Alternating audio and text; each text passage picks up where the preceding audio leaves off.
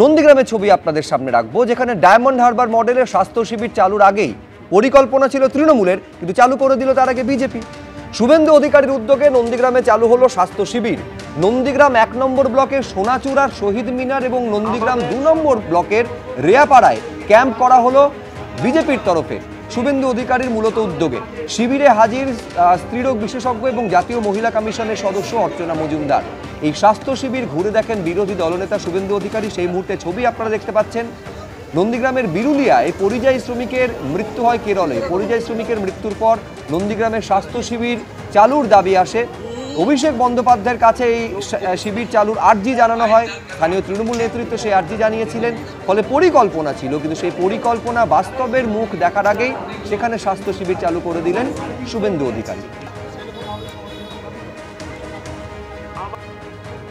আর এই নিয়ে কুণাল ঘোষ পোস্ট করেছেন সোশ্যাল মিডিয়ায়। সরাসরি তিনি লিখছেন, নন্দীগ্রামে শুভেন্দু অধিকারী স্বাস্থ্য শিবিরে জাতীয় মহিলা কমিশনের সদস্য ডক্টর অর্চনা মজুমদার। জাতীয় মহিলা কমিশনকে কেন বিজেপির গণসংগঠন বলা হয় বোঝা গেল। বুঝতে পারছেন, সরাসরি নিশানা করছেন। জাতীয় মহিলা কমিশনের সদস্য হিসাবে ওর যে কোনো কথা বা ভূমিকায় বিজেপির দলবাজি, এই বলে নিশানা করছেন সরাসরি অর্চনা মজুমদার জাতীয় মহিলা কমিশনের সদস্য হিসাবে বিজেপির স্বাস্থ্য শিবিরে কিভাবে উপস্থিত থাকতে পারেন এই প্রশ্ন তুলে। অর্চনা মজুমদার তিনি ওই শিবিরে অংশ নিয়েছেন, শুভেন্দু অধিকারীর সঙ্গে তার নানা ধরনের ইন্টারাকশনের ছবি দেখা গেছে। প্রশ্ন হচ্ছে, জাতীয় মহিলা কমিশনের কোনো সদস্যা এরকম একটি দলীয় স্বাস্থ্য শিবিরে তিনি নাগরিক হিসেবে, ডাক্তার হিসেবে, যে হিসেবে হোক উনি যেতে পারেন কিনা, এই কারণেই তো আমরা বলেছি জাতীয় মহিলা কমিশন হচ্ছে বিজেপির শাখা সংগঠন, গণসংগঠন। যিনি নানা সময় জাতীয় মহিলা কমিশনের সদস্য পরিচয় দিয়ে রাজ্য সরকার এবং তৃণমূলের বিরুদ্ধে বিকৃত প্রচার করেন, তিনি কি করে নন্দীগ্রামে শুভেন্দু অধিকারীর পরিচালিত স্বাস্থ্য শিবিরে তিনি চিকিৎসক হয়ে উপস্থিত ছিলেন? তিনি চিকিৎসা করেছেন কি করেননি এটা বিচার্য বিষয় নয়। কেউ কোনো স্বাস্থ্য শিবির করলে সেখানে অন্য চিকিৎসকও রাখতে পারতেন, কিন্তু জাতীয় মহিলা কমিশনের সদস্যা তিনি কি করে বিজেপির শিবিরে যেতে পারেন? সত্যিই আমার দুর্দিন, কারণ আজকে আমাকে কুণাল ঘোষের মতো মানুষের একটা কুরুচিকর মন্তব্য বলবো, তার উত্তর দিতে হচ্ছে। আমি জানতাম উনি শিক্ষিত মানুষ, কিন্তু একজন বিরোধী দলনেতা, leader of opposition, which is a constitutional post, এবং তার সাথে একটা পলিটিক্যাল পোস্টের উনি পার্থক্যটা বোধহয় এক করে ফেলেছেন। এটা করা ভুল শুধু নয়, এটা তাদের পলিটিক্যাল ইগনোরেন্স। দ্বিতীয় কথা, আমি একজন মহিলা, আমি অন ডিউটিতে উইথ মাই শিডিউলড প্রোগ্রাম আমি আজকে এখানে এসেছি। লজ্জার কথা, আজকে 2000 পেশেন্ট, তার মধ্যে 1000 মহিলা। এদের সংখ্যায় এই মানুষগুলো তারা চিকিৎসা পায়নি, তারা প্রান্তিক। আমাদের এত স্বাস্থ্য ব্যবস্থার উন্নয়ন, অথচ আজকে এই ক্যাম্প এই 4টেই শেষ করতে হলো।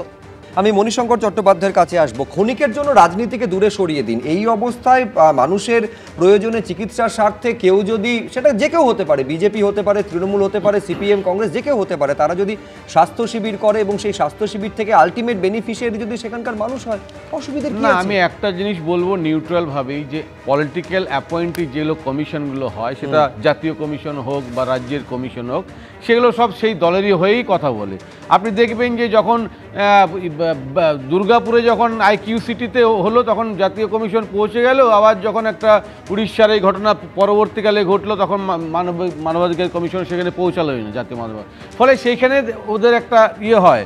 কিন্তু আমি বলবো যে দেখুন, শিবাজি চট্টোপাধ্যায় ভালো গান করতো, কিন্তু এই হেমন্ত মুখার্জির কোনটি হয়ে না সে ওই লেভেলে পৌঁছাতে পারলো না।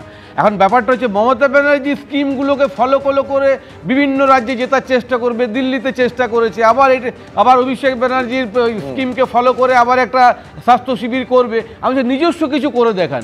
ফলে দেখবেন নচিকেতা অনেক বড় উঠে গেছে, কিন্তু নচিকেতা নিজস্ব গলায় গান করে, কিন্তু শিবাজি চট্টোপাধ্যায় উঠতে পারলো নাকি অন্য কোনটি হলে হবে না, একটা ইনোভেটিভ কিছু করে দেখাক।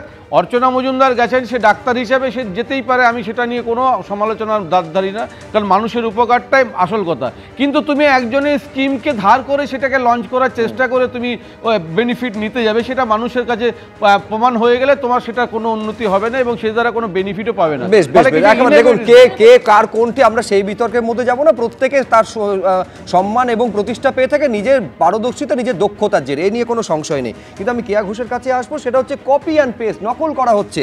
যেমনটা অভিষেক বন্দ্যোপাধ্যায় সেবাশ্রয় ক্যাম্পে ডায়মন্ড হারবারে করা হয়েছিল, তাকে দেখে কোট আনকোট অনুপ্রাণিত হচ্ছেন কেউ, সেখান থেকে আজকে নন্দীগ্রামে এই স্বাস্থ্য শিবিরের ভাবনা চিন্তা এবং বাস্তবে সেটা দেখা যাচ্ছে। শুভ্রজিৎ, কথা যখন হচ্ছে কপি অ্যান্ড পেস্ট, আমি 3-4টে নাম বলি। প্রধানমন্ত্রী আবাস যোজনা হয়ে গেল বাংলা আবাস যোজনা, প্রধানমন্ত্রী গ্রাম সড়ক যোজনা হয়ে গেল বাংলা সড়ক যোজনা, হয়ে গেল স্বচ্ছ ভারত হয়ে গেল নির্মল বাংলা।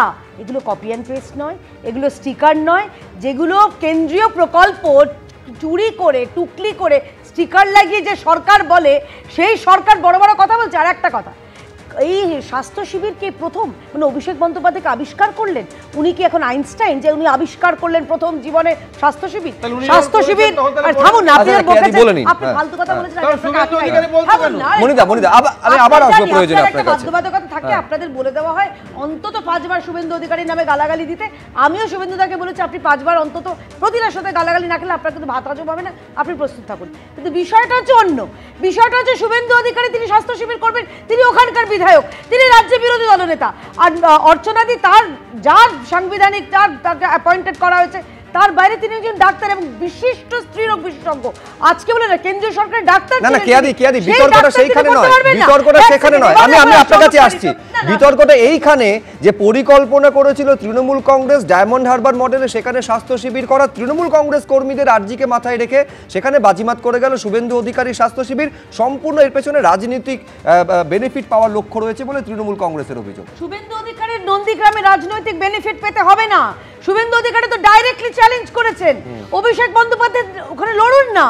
2026-এ অভিষেক বন্দ্যোপাধ্যায় লড়ুন নন্দীগ্রামে, তার পিসি যেরকম লড়েছিলেন, তিনি কি সেটা যদি ভয় না পেয়ে থাকেন, আমরাও চ্যালেঞ্জ। দেখুন এইটা কিন্তু অন্তহীন বিতর্ক, উল্টো দিকে কিন্তু তৃণমূল কংগ্রেস আবার আরেকটা চ্যালেঞ্জ দিয়েছে, শুভেন্দু অধিকারী ডায়মন্ড হারবারে এসে প্রতিদ্বন্দ্বিতা করুন। আমাকে বাকিদের কাছে যেতে হবে। রাজীবা কুমার, আপনি অনুপ্রাণিতর কথা বলছেন, কুণাল ঘোষ এত বড় বড় কথা বলছেন, উনি জানেন না হাইকোর্ট রাজীবা কুমার যিনি রাজ্য নির্বাচন কমিশনের একদম মাথা ছিল, রাজীবা সিনহা, মাফ করবে, রাজীবা সিনহা, তার বিরুদ্ধে কি কথা বলেছিলেন? তাকে ভৎসনা করা হয়েছিল, ক্ষমা চেয়েছেন কান ধরে, ভুল হয়ে গেছে জি হুজুর। আচ্ছা আরেকটা নাম বলবো, পুলিশ আধিকারিক, তিনি পুলিশ আইএএস আইপিএস অফিসারে খালি পায়ে খিচুড়ি বিতরণ করছেন। বাকিদের কাছে যেতে হবে না, আমি বলছি বিজেপি যেমন ভাবে রাজীবা সিনহার প্রসঙ্গ টানে, ঠিক সেরকম ভাবে তৃণমূল কংগ্রেস জ্ঞানেশ কুমারের প্রসঙ্গ টানে। দ্রুত সৈকত কি মডেল একই, 14 সালে হর হর মোদি ঘর ঘর মোদি, 21 সালে বাংলা নিজের মেয়েকে চায়, আইপ্যাকের কনস্ট্রাকশন, আইপ্যাকের চিত্রনাট্য। আসলে যে মডেলে নিশ্চিতভাবে অর্চনাদি খুব নাম করা ডাক্তার শুভ্রদা, উনি ডাক্তারিটাই করতে পারতেন, তাহলে সংবিধান প্রদত্ত একটা নিরপেক্ষ চেয়ারে বসে থাকার অধিকার নেই। আসলে মডেল তো একই, 21শে জুলাইয়ের মঞ্চে দেখিনি শুভ্রদা, এই রাজ্যের মহিলা কমিশনের চেয়ারম্যান একের পর এক ইউনিভার্সিটির উপাচার্য ক্লাস ছেড়ে মমতা বন্দ্যোপাধ্যায়ের পেছনে বসে থাকতো একইভাবে। আচ্ছা উত্তরবঙ্গের বিস্তীর্ণ এলাকা আজকে বিপর্যস্ত শুভ্রদা, একটা চিকিৎসা পরিষেবা নেই। উত্তরবঙ্গের এমপি কাদের? বিজেপি, সেখানে অর্চনা মজুমদারকে তো দেখা যায় না। স্বাস্থ্য মডেল কখন করতে হয়, ডায়মন্ড হারবার অভিষেক কখন করে, ভোটের 4 মাস আগে। সৈকত বলে নেই, কেয়াদি আনইন্টারাপ্টেড বলেছেন, প্লিজ আমি কেয়া ঘোষকে থামালাম, সৈকত গিরি বলবেন প্লিজ। কেয়াদি আপনি আনইন্টারাপ্টেড বলেছেন, বলতে দিন সৈকত গিরি। 5 বছরে 1 সেকেন্ড, আমি কেয়া ঘোষকে থামালাম। 5 বছরে যে মডেলে একজন নির্বাচিত এমপি ডায়মন্ড হারবারে ফেল হয়ে যায়, তৃণমূলের দালালটা কম করুন। 5 বছরে অভিষেক বন্দ্যোপাধ্যায় যখন ফেল হয়ে যায়, ডায়মন্ড হারবার মডেল নিয়ে আসে।